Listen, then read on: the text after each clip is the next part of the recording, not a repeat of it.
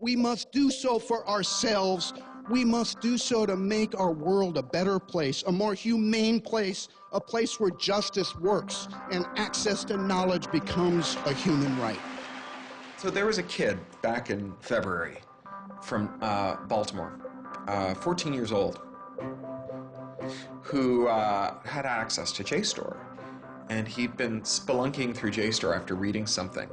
And he figured out a way to do early tests for pancreatic cancer. And pancreatic cancer kills the shit out of you because we detect it way too late. By the time we detect it, it's already too late to do anything about it. He sent emails off to the entire oncology department at Johns Hopkins, you know, hundreds of them. And every 14-year-old kid, yeah. And most of them ignored it, right? But one of them, like, sent him an email back and said, this is not an entirely stupid idea. Why don't you come on over? And this kid worked evenings and weekends with this researcher.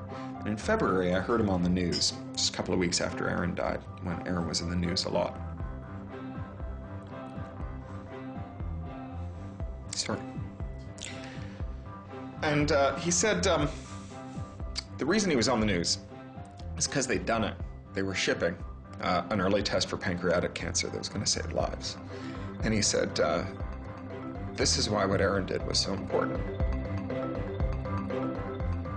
Because you never know, right? This truth of the universe is not only something that policymakers use to figure out, you know, what the speed limit should be. It's where the thing that's going to keep, you know, your kid from dying of pancreatic cancer comes from. And without access, the person who might come up with the thing that's got your number on it may never find that answer.